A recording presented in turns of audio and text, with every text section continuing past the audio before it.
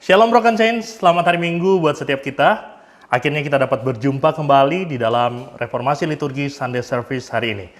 Sebuah kasih karunia dan sebuah kehormatan buat kami, boleh dipercayakan untuk melayani Broken Saints sekalian di dalam ibadah hari Minggu pada hari ini. Ingatlah bahwa ibadah merupakan sebuah panggilan Allah Tritunggal. Allah memanggil setiap kita di dalam anaknya melalui kehadiran Roh Kudus dalam setiap kita, sehingga kita dapat masuk bersekutu dengannya dan menikmati kepenuhan karya cinta kasih-Nya. Oleh karena itu, mari dengarlah firman Tuhan sebagai panggilan untuk kita beribadah, yang terambil dari Mazmur pasalnya yang ke-100 ayat 1 sampai 5. Dengarlah firman Tuhan. Bersorak-sorailah bagi Tuhan, hai seluruh bumi. Beribadalah kepada Tuhan dengan sukacita. Datanglah ke hadapannya dengan sorak-sorai.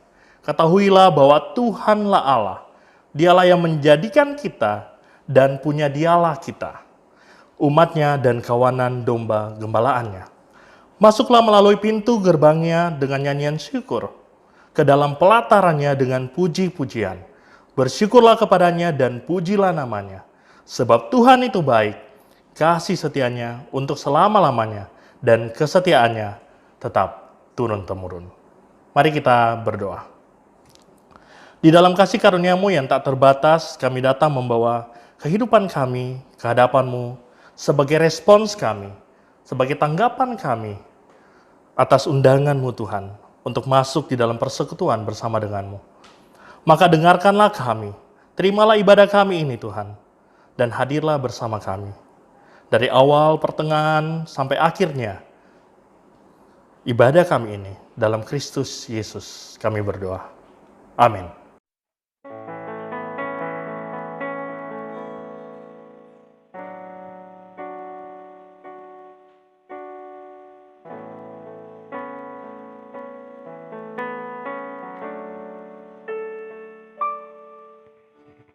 Lebih dari segalanya,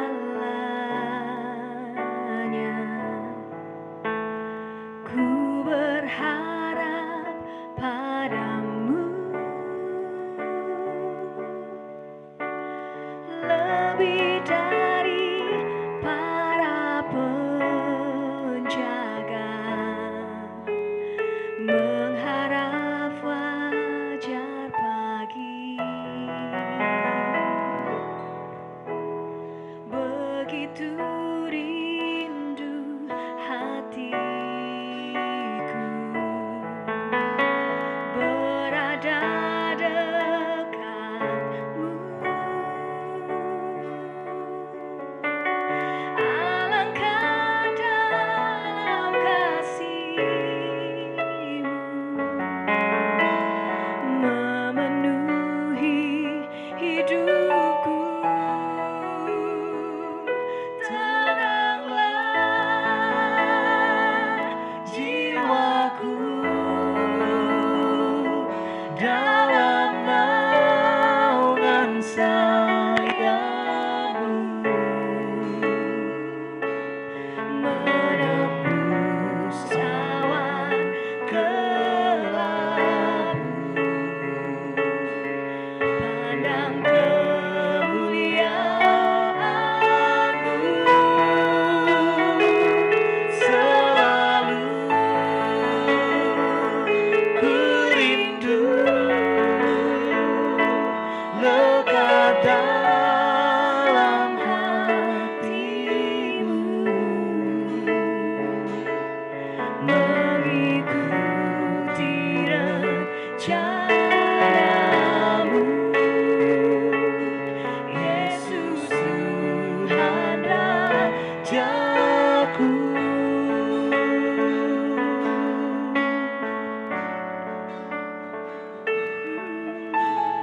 Lebih dari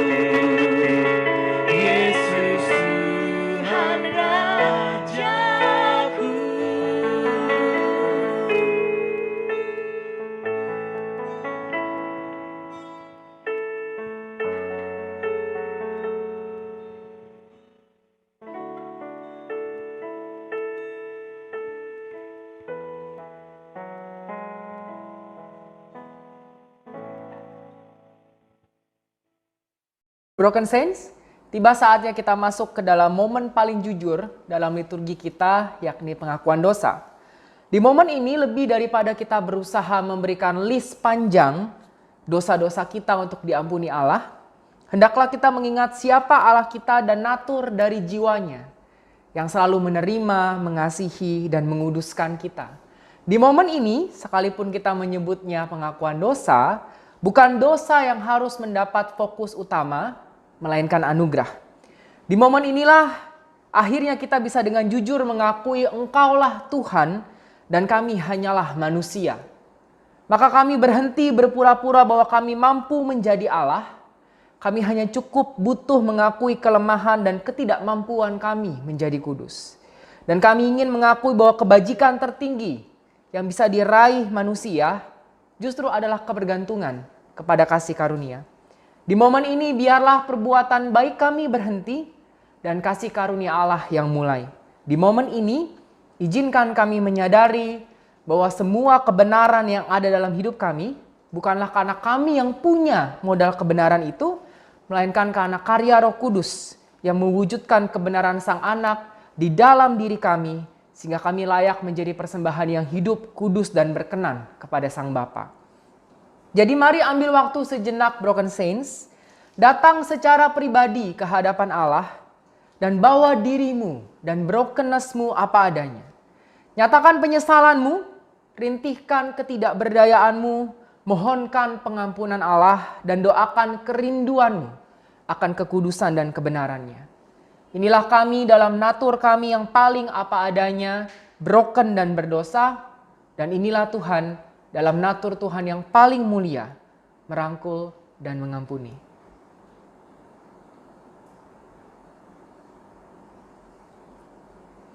Kami datang Tuhan dengan seluruh hidup kami, terbuka dan terbentang di hadapan Allah. Tidak ada rasa malu, semua kami bawa di hadapan Allah yang sudah melihat kami sampai ke kedalaman motivasi kami sekalipun. Semuanya kami letakkan ke kaki salib Yesus. Di dalam iman bahwa Yesus mengasihi kami. Di dalam keyakinan bahwa bukan penghakiman, melainkan pengampunan yang akan dianugerahkan Tuhan bagi kami. Namun lebih dari itu kami merindukan Engkau lebih lagi Tuhan. Merindukan persatuan dengan Roh-Mu yang kudus lebih lagi. Jadi mari wujudkan kekudusan itu dalam diri kami. Sementara kami mengakui dengan terbuka kami tidak mampu, biarlah kami berserah dan Roh-Mu yang mengambil alih seluruh hidup kami.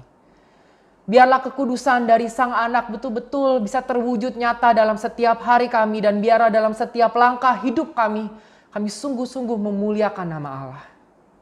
Terima kasih Bapa kami yang baik. Ini seluruh hidup kami sekali lagi di kaki salib-Mu. Amin. Dan Broken Saints, hiduplah sekarang di dalam kasih karunia Tuhan. Tidak lagi untuk melayani dosa atau untuk menyerah terhadap setiap keinginan salah yang datang, melainkan untuk bergumul menyerahkan diri lagi dan lagi dan lagi kepada Allah. Pergumulan yang tidak didasarkan pada kekuatan perbuatan baik, melainkan oleh kerelaan dan anugerah Roh Kudus. Sebagaimana ada tertulis, demikianlah sekarang tidak ada lagi penghukuman bagi mereka yang ada di dalam Kristus Yesus. Roh yang memberi hidup telah memerdekakan kamu dalam Kristus dari hukum dosa dan hukum maut. Sebab apa yang tidak mungkin dilakukan hukum Taurat karena tak berdaya oleh daging, telah dilakukan oleh Allah. Dengan jalan mengutus anaknya sendiri dalam daging, yang serupa dengan daging yang dikuasai dosa karena dosa, ia telah menjatuhkan hukuman atas dosa di dalam daging. Supaya tuntutan hukum Taurat digenapi di dalam kita yang tidak hidup menurut daging, tetapi menurut roh. Demikianlah hendaknya kamu memandangnya, bahwa kamu telah mati bagi dosa, tetapi kamu hidup bagi Allah dalam Kristus Yesus. Sebab itu hendaklah dosa jangan berkuasa lagi di dalam tubuhmu yang fana, supaya kamu jangan lagi menuruti keinginannya, dan janganlah kamu menyerahkan anggota-anggota tubuhmu kepada dosa untuk dipakai sebagai senjata kelaliman, tetapi serahkanlah dirimu kepada Allah sebagai orang-orang yang dahulu mati, tetapi yang sekarang hidup. Dan serahkanlah anggota-anggota tubuhmu kepada Allah untuk menjadi senjata-senjata kebenaran. Dan Broken Saints, saya ingin sekali lagi mengajak kita semua untuk bangkit berdiri dan bersama-sama kita mendeklarasikan pengakuan iman rasuli. Biarlah kita memulai hidup dalam rahmat yang baru ini dengan iman. Aku percaya kepada Allah, Bapa yang Maha Kuasa, Khalik langit dan bumi, dan kepada Yesus Kristus, Tuhan kita, yang dikandung dari Roh Kudus, lahir dari anak darah Maria, yang menderita sengsara di bawah pemerintahan Pontius Pilatus, disalibkan, mati dan dikuburkan, turun ke dalam kerajaan maut, dan pada hari yang ketiga, bangkit pula dari antara orang mati, naik ke surga, duduk di sebelah kanan Allah, Bapa yang Maha Kuasa. Dan dari sana ia akan datang untuk menghakimi orang yang hidup dan yang mati. Aku percaya kepada Roh Kudus, gereja yang kudus dan persekutuan orang kudus, pengampunan dosa, kebangkitan daging, dan hidup yang kekal. Amin.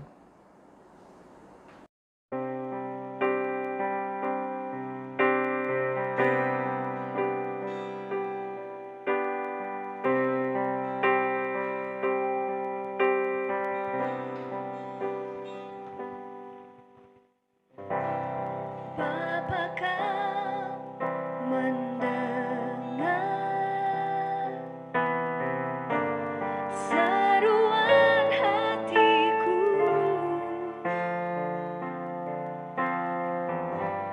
Tak pernah Kau lepaskan dari kasih-Mu. Lewat lembah gelap, Kau temani aku.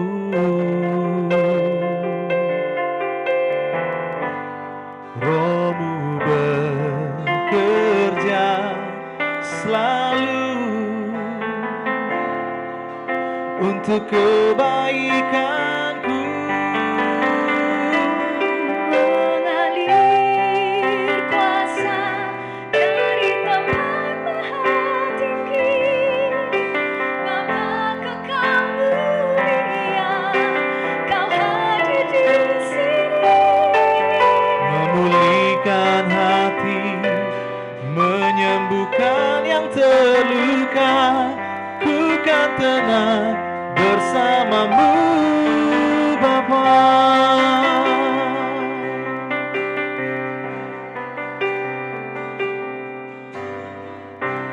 Lewat lembah gelap,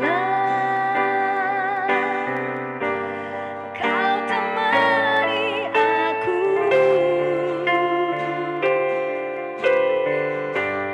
Roh-Mu bekerja selalu untuk kebaikanku. Mengalir kuasa dari tempat maha tinggi, Bapa kekal mulia, Kau hadir di sini. Memulihkan hati, menyembuhkan yang terluka. Ku kan tenang bersama-Mu, Bapa. Mengalir kuasa dari tempat maha tinggi, Bapa kekal mulia, Kau hadir di sini. Memulihkan hati, menyembuhkan yang terluka. Ku kan tenang bersama-Mu, Bapa. Ku kan tenang bersama-Mu, Bapa. Ku kan tenang bersama-Mu,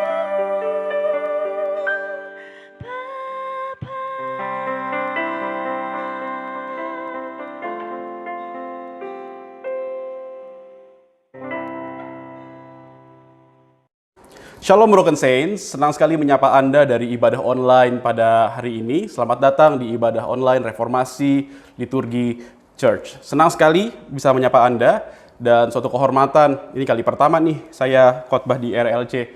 Sungguh hal yang menyenangkan bagi saya secara pribadi.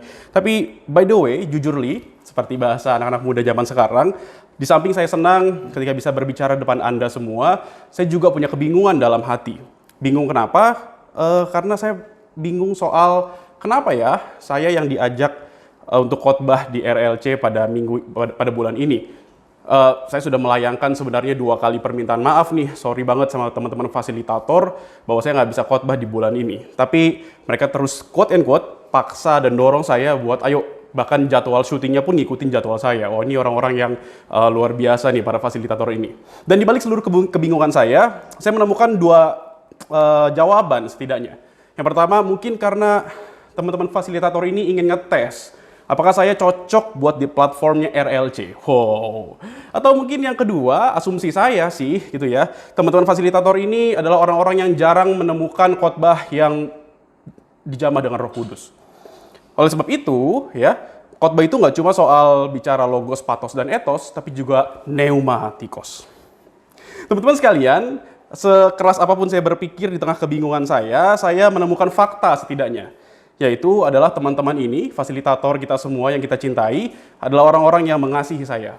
And I love them so much also. Ini adalah komunitas tempat saya menjadi apa adanya.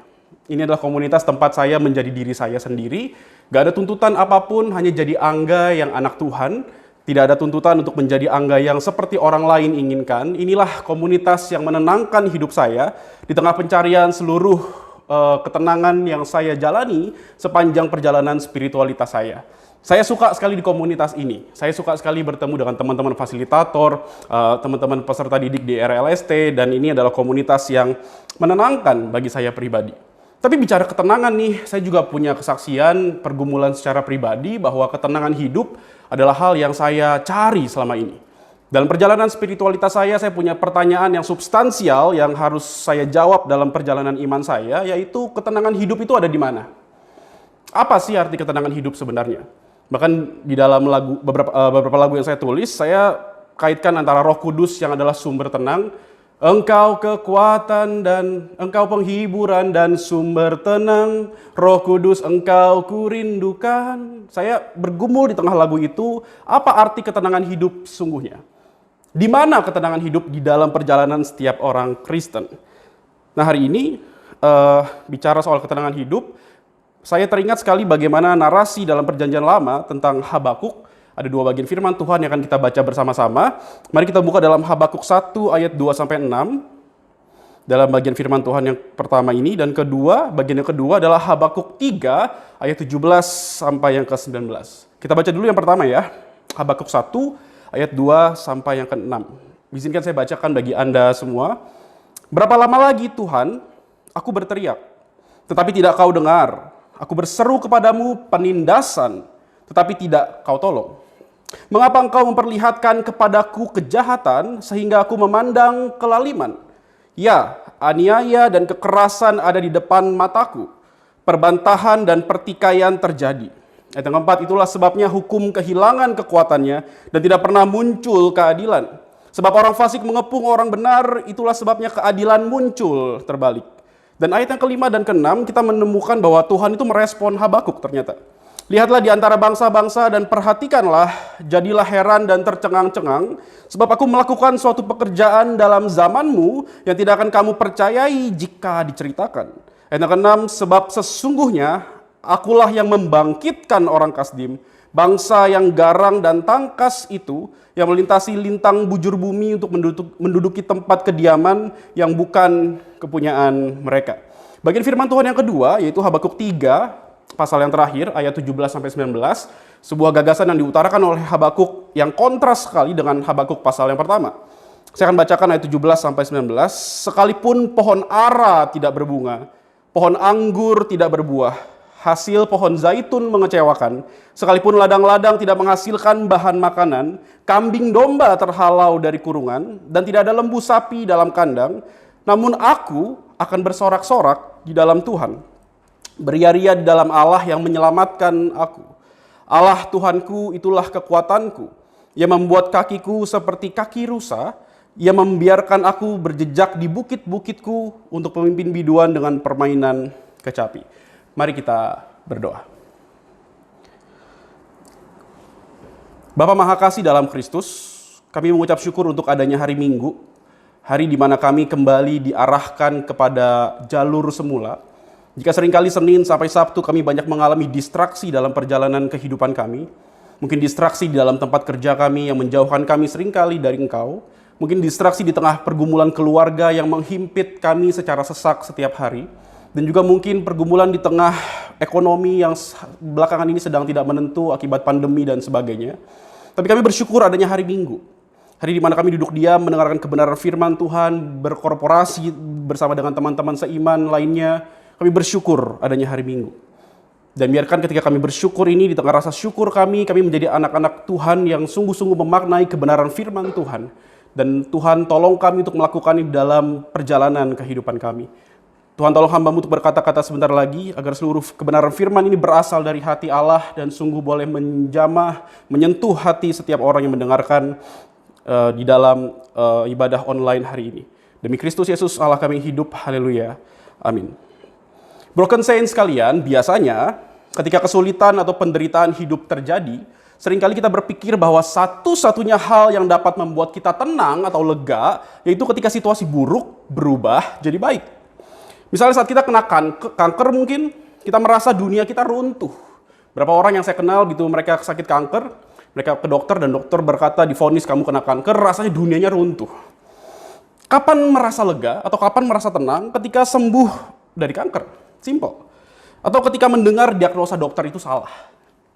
Atau juga ketika kita sedang merasa susah ekonomi, mungkin di antara kita yang hadir hari ini mendengar, kita sedang merasa kesulitan ekonomi, kita akan merasa lega atau tenang kalau di tangan kita ada cukup uang tentunya. Naik gaji atau sebagainya. Atau mungkin bagi Anda yang jomblo, tuna asmara. Kita akan merasa atau Anda akan merasa tenang hanya jika Anda dan saya mungkin mendapat pasangan. Tapi ketahuilah bahwa apapun yang kita ketahui, yang kita rasakan ini, ya, menjadikan kita adalah orang-orang yang ditentukan oleh keadaan. Situasi yang buruk berubah jadi baik. Kita sesak nafas saat masalah datang dan bernafas lega dan tenang saat masalah pergi.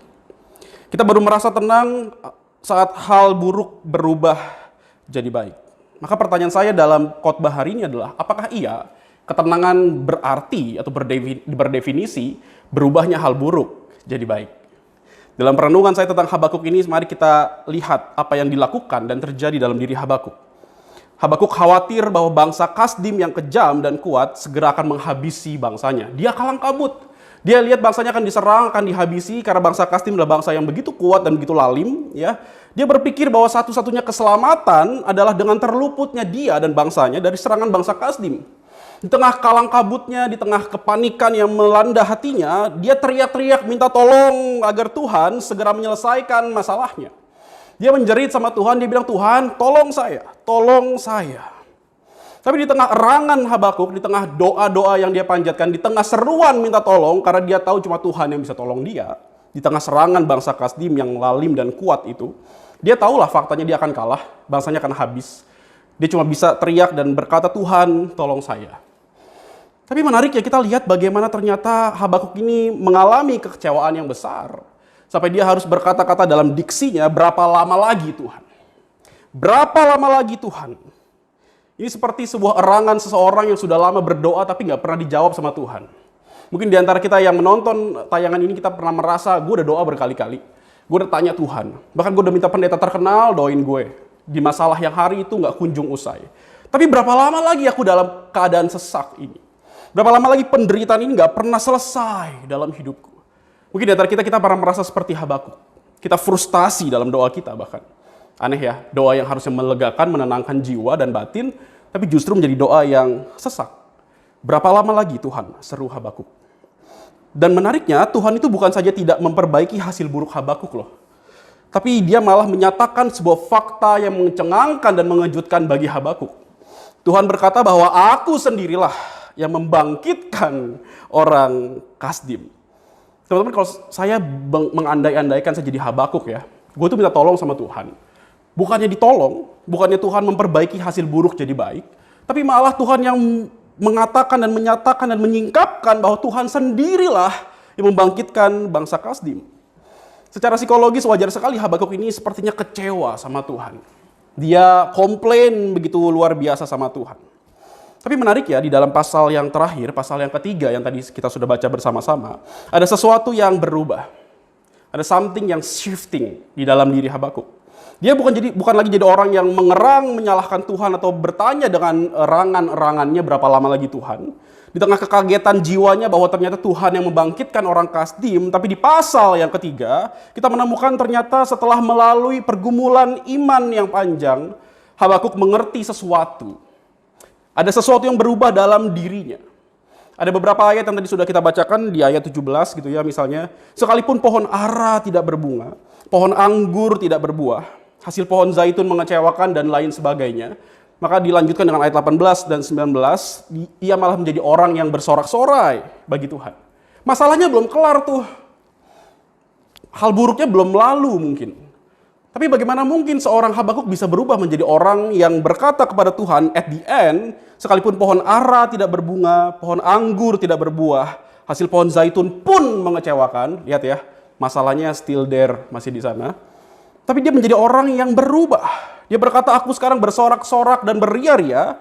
Bahkan dia menyebut Allahnya adalah Allah yang menyelamatkan dirinya. Allah yang menyelamatkanku, kata Habakuk. Dan Allah adalah kekuatanku.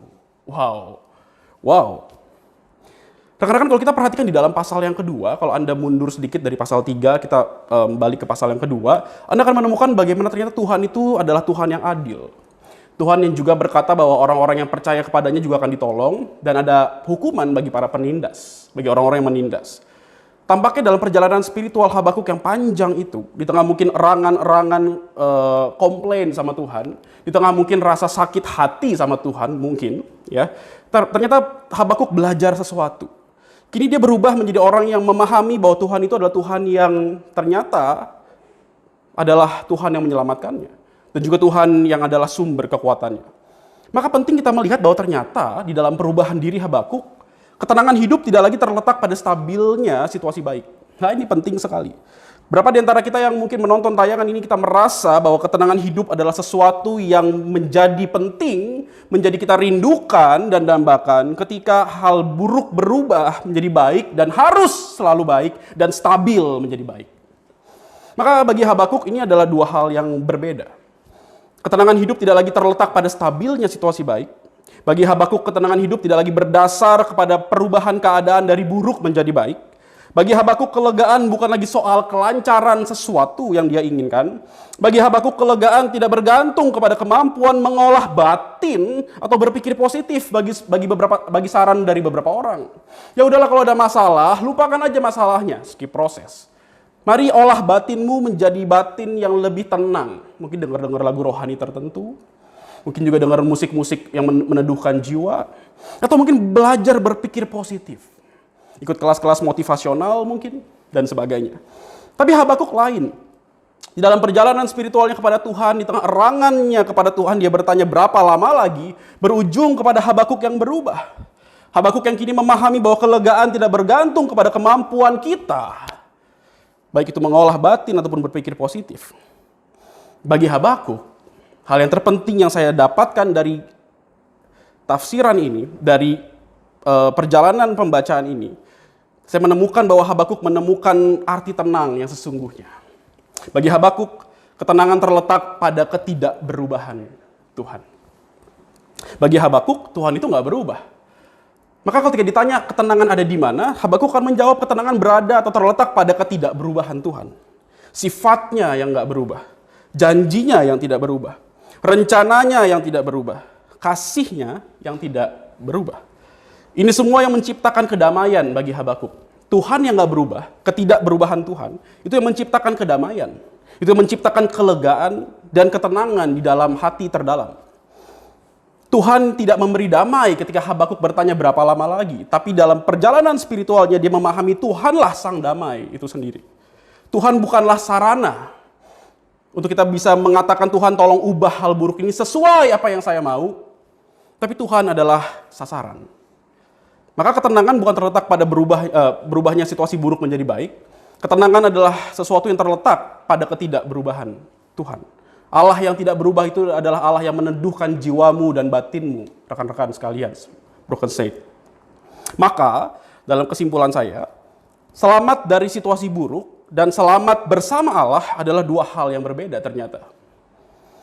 Saya ingat cerita bagaimana ada seorang gadis kecil ya lagi ikut piknik sama mamanya di sebuah taman yang besar, dan mamanya lagi gelar tikar, lagi siapin makan siang mereka di tengah piknik yang menyenangkan itu. Tapi ternyata si anak perempuan ini dia sedang main-main. Ada kembang, ada bunga ya. Dia main-main di taman, dan mamanya ketika udah siap, mamanya bilang, "Dek, sini. Dek, makanan udah siap." 3 kali dipanggil tapi anaknya masih nggak denger. Asik dia main bunga, ada kupu-kupu dikejar sama dia. Mamanya udah panggil berkali-kali, "Dek, sini." Anak ini tetap aja nggak denger. Dia lagi asik main soalnya. Tapi begitu ada anjing besar menggonggong, ya, anjing besar itu menghampiri si anak kecil ini, si anak perempuan ini. Tiba-tiba anak perempuan ini teriak, dia takut dan dia teriak, "Mami!" Dia lari secepat mungkin datang kepada maminya, kepada mamanya, kepada ibunya. Dan di tengah itu anjingnya kejar dia. Wah, terus dikejar. Dia lari secepat mungkin dan mamanya lihat. Dan akhirnya dia jatuh ke dalam pelukan mamanya. "Oh, it's okay, mamanya bilang. Nggak apa-apa, sini ada mama. Sini ada mama." Anjing besarnya masih di sana, masih gonggong-gonggong. Tapi anak ini yang tadinya berteriak dan ketakutan begitu rupa sekarang jadi anak yang sangat tenang. Situasinya berubah, apa enggak? Enggak. Anjingnya masih di situ, masih gonggongin dia. Tapi begitu dia datang mendekat di dalam pelukan ibunya yang sangat dan sangat ia kasihi itu, sekalipun masalahnya masih di sana, situasi buruknya tidak kunjung pergi, tapi dia menjadi tenang karena dia didekap oleh ibunya. Cerita ini sungguh memberkati saya di dalam perjalanan iman saya, bahwa ternyata selamat dari situasi buruk dan selamat bersama Allah adalah dua hal yang berbeda. Jemaat sekalian, broken saint sekalian.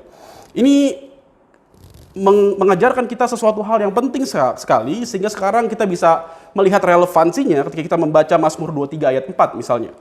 Ini ayat yang familiar sekali, Mazmur 23 ayat 4, "Sekalipun aku berjalan dalam lembah kekelaman, aku tidak takut bahaya," kata pemazmur.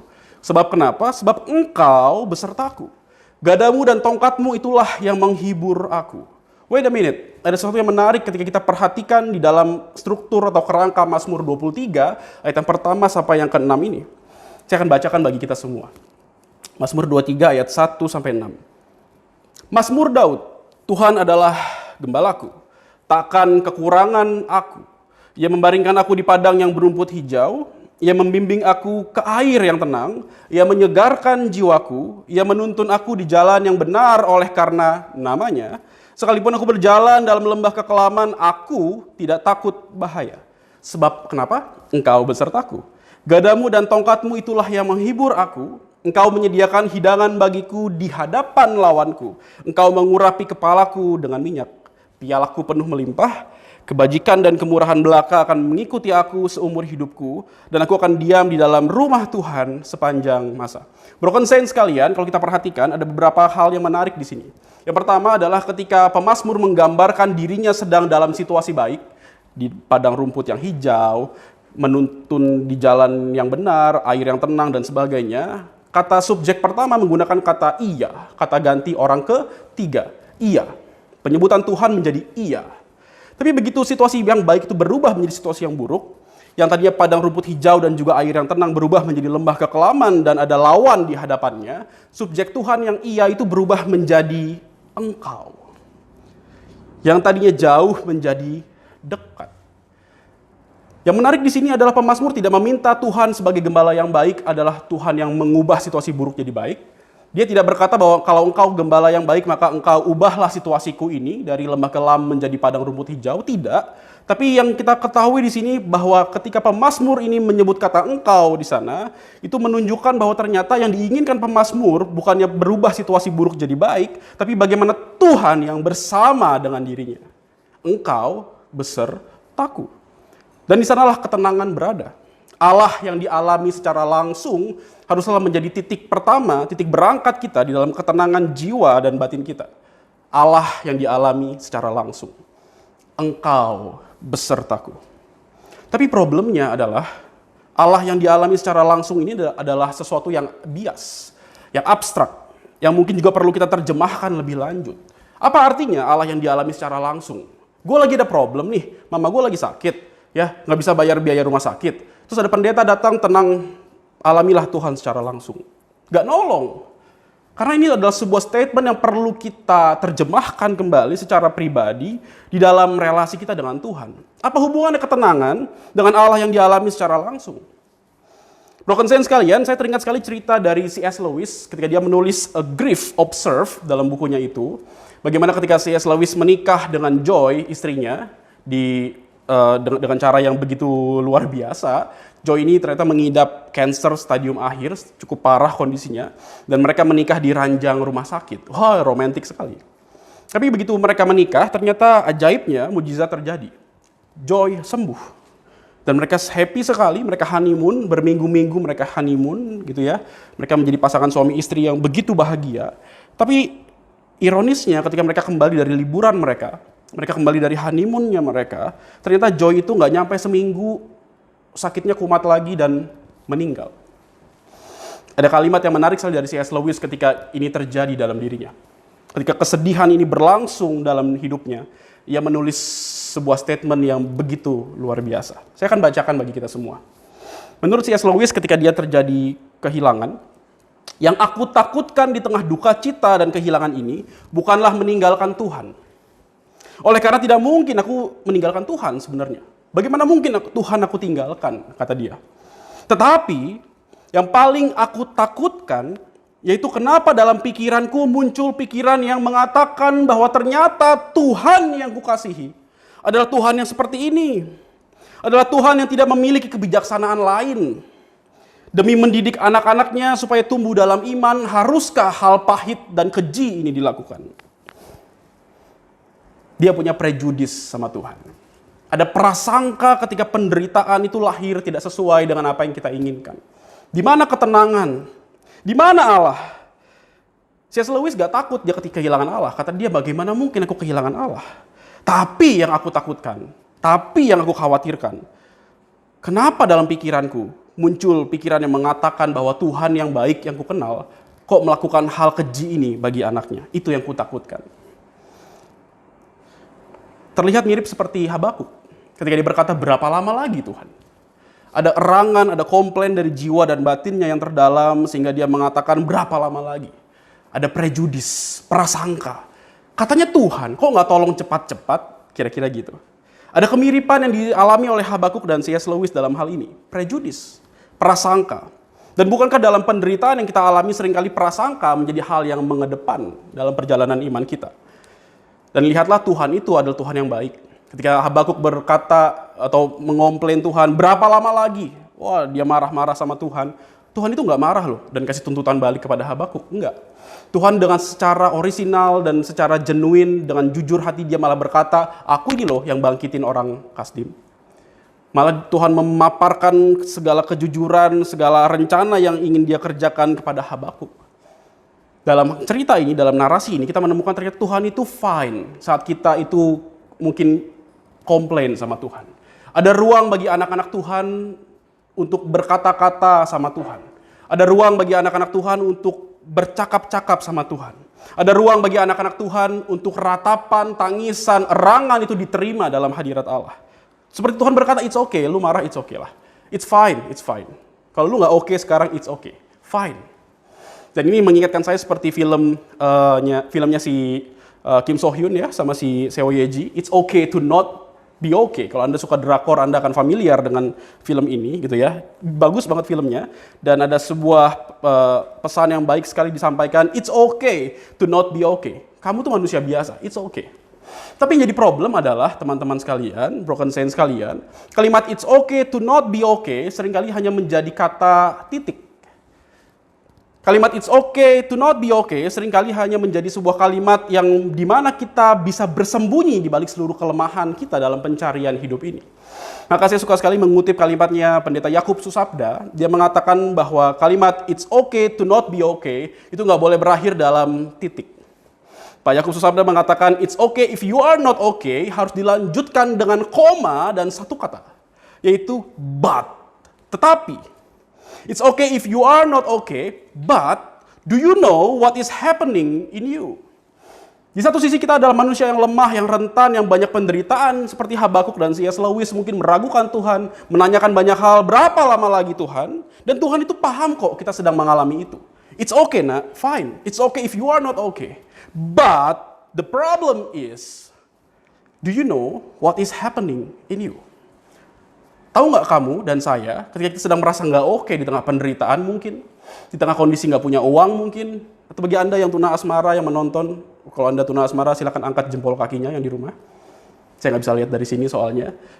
Apapun yang sedang kita alami, penderitaan atau hal yang nggak menyenangkan mungkin, it's okay, fine kata Tuhan. If you are not okay, it's okay, fine. But do you know what is happening in you? Tahu nggak sih kita sedang mengalami apa? Apa yang terjadi dalam diri kita? Apakah marah? Bagaimana mengatasinya dan sebagainya dan sebagainya. Maka dalam slide saya terakhir, saya menyimpulkan bahwa dialog Tuhan dengan Habakuk memiliki beberapa kesimpulan dalam implikasi yang sangat teologis dan spiritualis. Saya bacakan bagi kita semua. Di dalam dialog Tuhan dengan Habakuk, Tuhan memaklumi keluhan yang diutarakan oleh Habakuk. Tuhan tidak memberi perintah atau tuntutan agar Habakuk berhenti mengeluh, stop. No. Melainkan Tuhan yang genuine itu, Tuhan yang jujur itu juga mengatakan, memaparkan kejujurannya akan rencananya. Aku loh yang bangkitin orang Kasdim. Lalu dia paparkan begitu cantik dan begitu baik segala rencananya kepada Habakuk. Bahkan orang-orang percaya akan diselamatkan, orang yang penindas akan dihukum dan sebagainya. Tuhan yang adil itu menunjukkan dirinya. Dan Tuhan adalah pribadi yang menghargai setiap ketulusan dan kejujuran bagi kita. Ada tempat di dalam hadirat Allah untuk setiap erangan kita, untuk setiap penderitaan kita, bahkan setiap seruan dan air mata kita. Maka ketika ditanya ketenangan ada di mana, saya setuju dengan Habakuk. Ketenangan terletak pada ketidakberubahan Tuhan. Tuhan yang tidak berubah itu. Tuhan yang menerima setiap erangan kita itu. Tuhan yang berkata, it's okay if you are not okay, but do you know what is happening in you itu. Bukankah ini cukup menenangkan kita? Bukankah ini adalah sebuah gagasan yang sangat meneduhkan jiwa dan batin kita? Saya berdoa hari ini, siapapun Anda yang menonton dari layar ibadah online RLC hari ini, saya berdoa kiranya Tuhan yang menjamahmu dan menuntunmu. Dia adalah sahabat yang baik yang ada di sebelahmu dan sebelahku untuk terus merengkuh bersama. Untuk mengarungi setiap perjalanan spiritual yang mungkin seringkali nggak mudah ini. Tapi ketahuilah dia Allah yang tidak berubah. Dan itu cukup menenangkan jiwa dan batin kita. Kita berdoa. Kepada Allah yang tidak berubah itu kami melayangkan dan menyerukan segala kelemahan kami. Kami ingin berkata bahwa Tuhan, kami mungkin hari-hari ini sedang mengalami banyak hal buruk. Kami nggak sanggup, rasanya begitu sesak di dada, bahkan mau cerita sama orang pun sulit. Kami bertanya secara jujur, di mana ketenangan? Apa arti ketenangan? Kami coba cari ke sini dan ke sana, dan seringkali kekecewaan yang kami temukan. Tapi pada sore hari ini, melalui ibadah yang jujur ini, kami berdoa sama Tuhan, kiranya Tuhan yang menolong dan menuntun kami. Agar kami boleh ketemu sama panggilan itu. Allah yang memanggil kami dengan lembut dan menyediakan ruang di hadirat Allah untuk kami menyerukan penderitaan kami bahkan. Allah yang lembut, yang penuh dengan kasih, yang janjinya nggak pernah berubah itu, yang berkata dengan lembut kepada kami, it's okay if you are not okay. But please, do you know what is happening in you? Ajar kami untuk bisa mengenali diri kami lebih dalam lagi agar penderitaan ini bisa kami urai di hadapan Tuhan secara jujur. Hamba berdoa kiranya Tuhan yang boleh menolong setiap anak-anak-Mu Tuhan dalam setiap penderitaan mereka. Mungkin penderitaan ekonomi kah? Mungkin pergumulan keluarga, family kah? Mungkin pergumulan tentang pekerjaan kah? Yang mungkin sedang dialami di tengah kasus pandemi yang tak kunjung usai, bahkan mungkin meningkat belakangan ini. Tapi kami percaya ketenangan tidak bergantung kepada berubahnya situasi buruk menjadi baik. Ketenangan terletak di dalam ketidakberubahan Tuhan. Allah yang tidak berubah itu adalah sumber ketenangan jiwa dan batin kami. Kami bersyukur untuk firman Tuhan pada sore hari ini. Kami bersyukur kalau Tuhan masih berbicara kepada kami dan biarkan Roh Kudus tolong hati kami menjadi tanah yang subur agar ketika benih firman itu ditabur boleh sungguh mengakar, tertanam dan berbuah sehingga buahnya pun boleh memberkati kami dan orang-orang di sekitar kami. Kami menyerahkan hidup kami dan segala penderitaan kami ke dalam tangan Tuhan. Demi Kristus Yesus Allah kami hidup. Haleluya. Amin.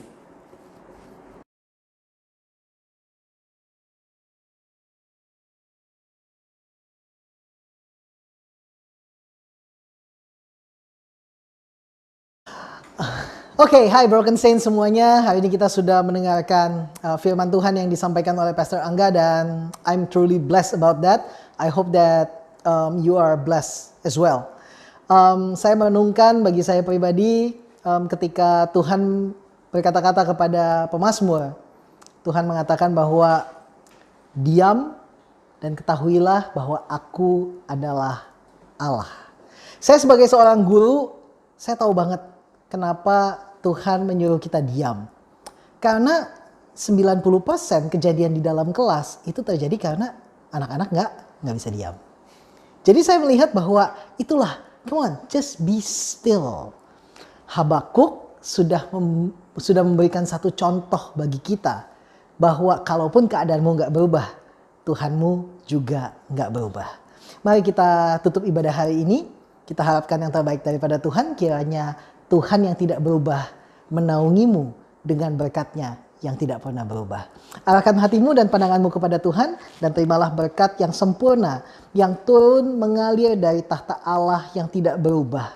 Dan di dalam setiap perubahan dalam kehidupanmu, engkau tetap menikmati persekutuan dengan cinta kasih Tuhan Yesus Kristus.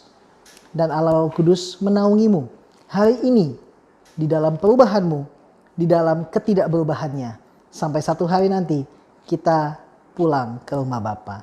Demi Kristus Yesus Tuhan dan Juru Selamat, kita berdoa, mengucap syukur. Amin. Broken Saints, ingat, God is never change. God bless you all. Bye-bye.